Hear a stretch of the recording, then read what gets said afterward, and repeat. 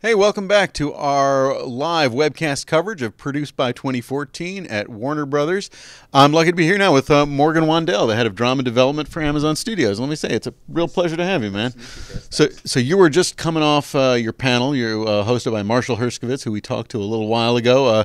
The disrupted landscape of television, a sort of cool apocalyptic title. What was that session like? What was it like out there? Really interesting. It was a lively conversation. Lots of great questions from the audience.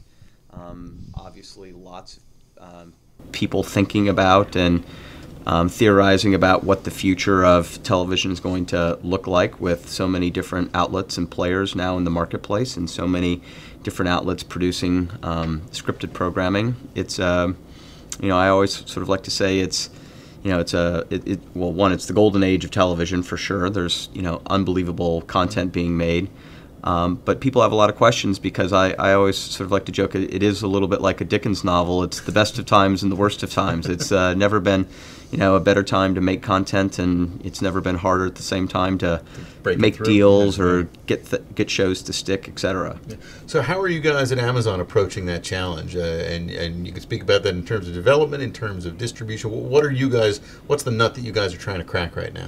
Well, the real goal for Amazon is to create original programming for our Amazon Instant Video service, and to really find shows and find content that delight the Amazon customers, and shows that have the potential to be somebody's favorite show, right, that they really addictively immerse themselves into and binge watch obsessively.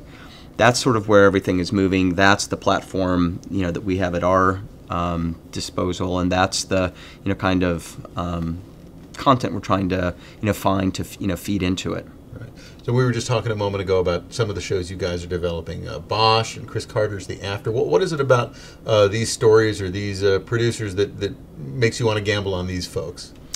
Well, they're all amazingly talented individuals with incredible track records and huge installed fan bases. Right. Michael Connelly is one of the top novelists alive and working today. There's a huge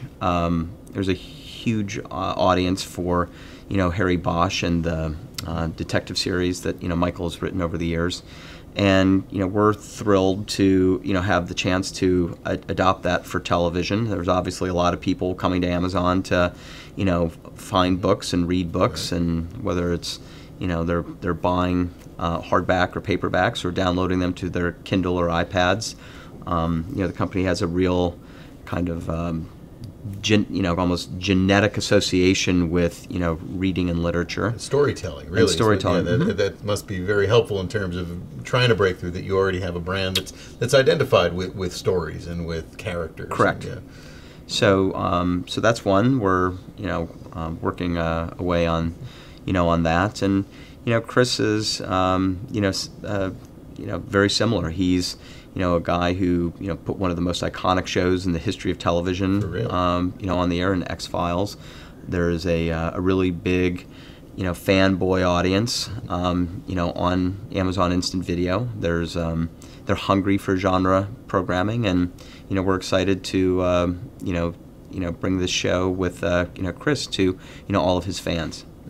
What's the goal in terms of the means of really just capturing audience? I mean, Netflix already has its on-demand service. They've got a pipeline into lots of homes. How is Amazon going to create that kind of pipeline, or what's your guys' plan? Well, we already have it. There's a huge library of content that is already up on Amazon Instant Video. It's it has hundreds of thousands of titles on it, and there are offerings that are free of charge or free to Amazon Prime members, or if you are a subscriber to Prime, that you get that. There are other things that are out that maybe it's a recent movie or something that you missed that you really want to enjoy on a Saturday night. You can rent or buy those through Amazon. So the company already has really established kind of a relationship with the customers in providing this kind of content to them. What's new about this is the creation of original content, specifically for the Amazon audience. Yeah.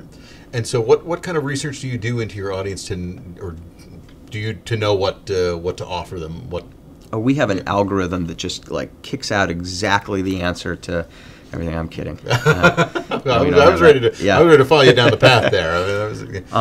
Look, it's a very data-driven company, and we are fortunate to have a lot of good analytics about what the audience responds to and what they like, and at the same time, that doesn't give you that doesn't pop out the secret formula to the creation of a hit show. Like, we can use it to hopefully make better choices. Hopefully we can increase our batting average. A bit, and even a little bit, means a lot. Right. If you think of it in baseball terms, if you're a 250 hitter and you can increase your batting average to 300, what's the value of that? Right. Well, it's significant. Yeah, it's more than .05 generally sounds like. Yeah. Right. That is kind of what we're obviously looking at what the audience does respond to, what they like, and how can we use that to kind of tailor the offerings that we're subsequently providing to them in the form of original content. Right. Right.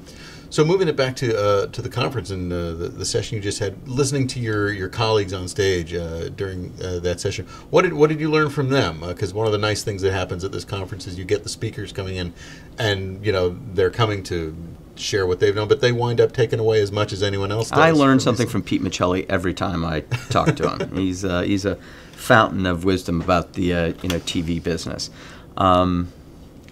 Pete was great. Quan's very experienced, executive and producer, and is now doing something really exciting as in this new independent studio that he's involved with launching. Jessica and I have not ever really crossed paths before, but I certainly have been a fan of her shows, and I'm familiar with her, so it was interesting to hear her perspective as a producer. Marshall I've known for a long time, and he's, what can you say? He's just one of the smartest guys in the business, and so it was fun to have him moderating the panel. Yeah, he's a fantastic moderator. We had him up here just before.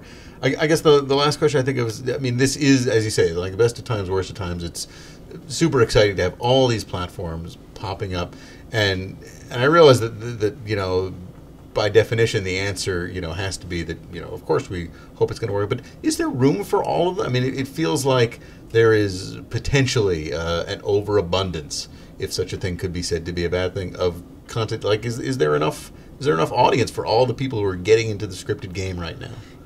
I have no idea, and I think the market over time will tell us if we've overdone it or not. There are certain regulatory things, like if unbundling ever happened, that would certainly have some kind of impact on the number of providers that are out there. But people are still hungry for great stories. There's no there's no shortage of demand for great storytelling and great characters and unique worlds, and our job is just to go out and find really great ones, and that's what we're trying to do. Oh, we can't wait to see what you bring back for us. We're looking forward to it. Thanks, Morgan. A real pleasure. And thanks for being at the conference. I hope we get you back here. Yeah, thanks. Glad to be here.